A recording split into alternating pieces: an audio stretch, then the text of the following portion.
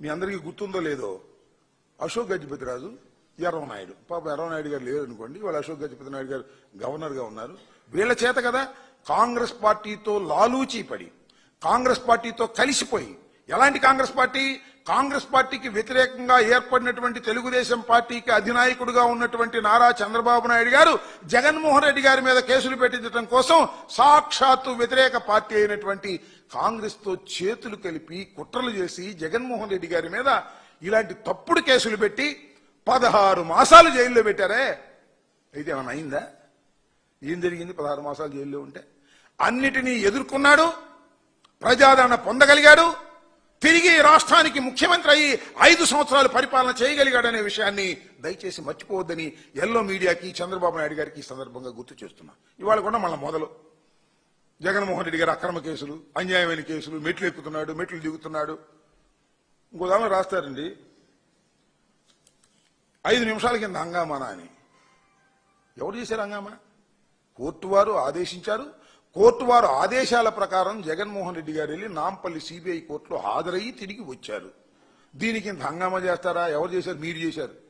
ETV, ఈనాడు, Andhra Jyothi, ABN, TV5 ఇంత హంగామా అవసరమా బాబు?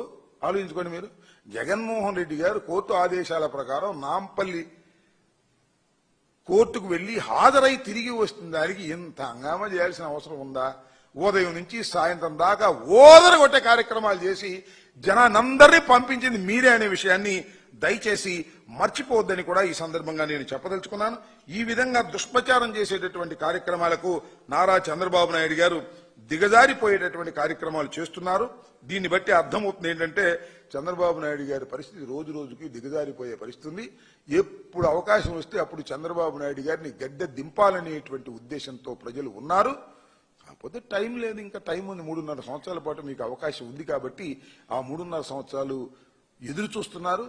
జగన్మోహన్ రెడ్డి గారి మీద మీరు చేసేటటువంటి తప్పుడు ప్రచారాలన్నీ కూడా వారికి ఆశీస్సులు అవుతాయనే విషయాన్ని మీరు దయచేసి మర్చిపోవద్దని కూడా ఈ సందర్భంగా చెప్పదలుచుకున్నాను.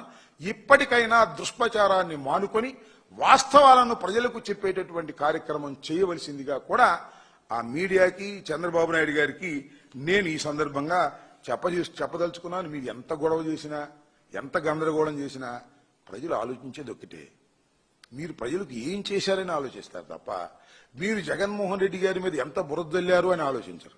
మీరు ఎంతమంది మీద కేసులు పెట్టారు అని ఆలోచించరు. మీరు ఎంతమందిని అరెస్ట్ చేశారు అని ఆలోచించరు. మీరు ప్రజలకు ఏమి చేశారు, ప్రజలకు ఇచ్చిన వాగ్దానాలు నెరవేర్చారా లేదా అనే దాని మీదే ప్రజలు ఆలోచన చేస్తారు తప్ప మీరు చేసే దుష్ప్రచారాల వల్ల ప్రజలు అన్నీ కూడా గమనిస్తున్నారని, రాబోయే కాలంలో జగన్మోహన్ రెడ్డి గారికి నిండు ఆశీస్సులతో ప్రజలు ఆయన పక్షాన ఉన్నారని, మిమ్మల్ని దించడానికి ఎదురు చూస్తున్నారనే విషయాన్ని మీరు గమనించవలసిందిగా కూడా ఈ సందర్భంగా నేను చెప్పదలుచుకున్నాను.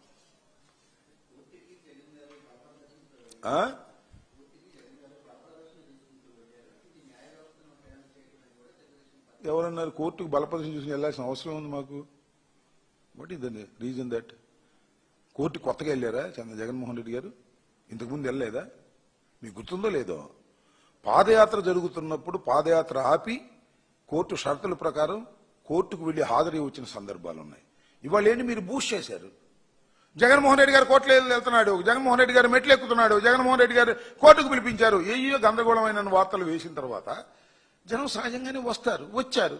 జగన్మోహన్ రెడ్డి గారికి ఇదేమన్నా కొత్త? నీ కొత్త, నాకు కొత్త? జగన్మోహన్ రెడ్డి గారు ఎక్కడికి వెళ్తే అక్కడ ఒక ఏమన్నా పరామర్శించడానికి వెళ్తే జగన్మోహన్ రెడ్డి గారి దగ్గరికి జనం వస్తున్నారు, కోర్టుకు వెళ్తే జగన్మోహన్ రెడ్డి గారి దగ్గరికి జనం వస్తున్నారు. మేమేం చేయాలని అడుగుతా ఉన్నా.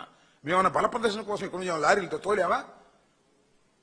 ఖచ్చితంగా ఎల్లో మీడియా మీద ఉన్నటువంటి కోపంతో, చంద్రబాబు నాయుడు గారి మీద ఉన్న కోపంతో, జగన్మోహన్ రెడ్డి గారి మీద ఉన్నటువంటి ప్రేమతో వాళ్ళందరూ వాళ్ళు వస్తున్నారు. ఏం చేయాలి మేము? పోలీసు బందోబస్తు పెట్టారు కదా, బేగంపేట విమానాశ్రయం దగ్గర పోలీసు బందోబస్తు పెట్టారు, న్యాయస్థానం దగ్గర కోర్టు దగ్గర పోలీసు బందోబస్తు పెట్టారు.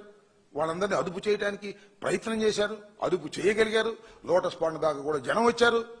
ఏం చేయాలి ఇది? జగన్మోహన్ రెడ్డి గారు, రాజశేఖర రెడ్డి గారు మరణించిన దగ్గర నుంచి ఓదార్పు యాత్రకు వెళ్ళినా జనం వస్తున్నారు, ముఖ్యమంత్రిగా ఉన్నప్పుడు జనం వస్తున్నారు, ఓడిపోయిన తర్వాత జనం వస్తున్నారు, కోర్టుకు వెళ్ళినా జనం వస్తున్నారు, ఎక్కడికన్నా బయటకు వెళ్ళినా జనం వస్తున్నారు. ఇది ఆయనకి ఉన్నటువంటి వరం. మనం ఏం చేస్తాం? అది చూసి కడుపు మంటతో చంద్రబాబు నాయుడు గారు, అది చూసి కడుపు మంటతో లోకేష్ గారు, అది చూసి కడుపు మంటతో ఈనాడు ఆంధ్రజ్యోతి ఊరే కడుపు మంటతో వాగితే ఏం ఉపయోగం? మీరు వాగిన కొద్దికి జనం ఇంకా బ్రహ్మాండంగా ప్రేమించేటువంటి పరిస్థితులు వస్తున్నాయి. ఇది గమనించండి. మీరు ఎంతగా నొక్కాలని చూస్తే అంతగా జనంలో అభిమానం పెరుగుతుంది. అప్పుడేమైంది? ఇంకొంత ముందుంది ముసళ్ళ పండగ. ఇంకా 2 సంవత్సరాలు పోయిన తర్వాత మీరు పట్టుకున్నాడే ఉన్నాడు. జగన్ గారు కాలు బయటికి పెడితేనే అమోఘంగా వచ్చేస్తారు. ఇప్పటికీ అట్ట వచ్చారు. ఉండకొందికి అర్థం చేసుకోండి. ఉండకొందికి జగన్మోహన్ రెడ్డి గారికి ప్రజాదరణ పెరుగుతుంది, ఉండకొందికి మీ ఆదరణ తగ్గుతుంది. 18 మాసాల్లోనే మీకు 100 ఏళ్లు నిండిపోయినటువంటి పరిస్థితి కనిపిస్తా ఉంది. గమనించి సరి చేసుకుంటే చేసుకోండి, సరి చేసుకోకపోతే గంగలో దూకండి, మాకేం అభ్యంతరం లేదు. జగన్మోహన్ రెడ్డి గారి మీద పడి ఏడవకండి. జగన్మోహన్ రెడ్డి గారి మీద కడుపు మంటతో మీరు ఏడ్చే ఏడుపులన్నీ కూడా అవి జగన్మోహన్ రెడ్డి గారికి దీవెనలుగా మారతాయని ప్రజలు కోరుకుంటున్నారు, అనుకుంటున్నారు. ఇది గుర్తుపెట్టుకోండి. ఓకే.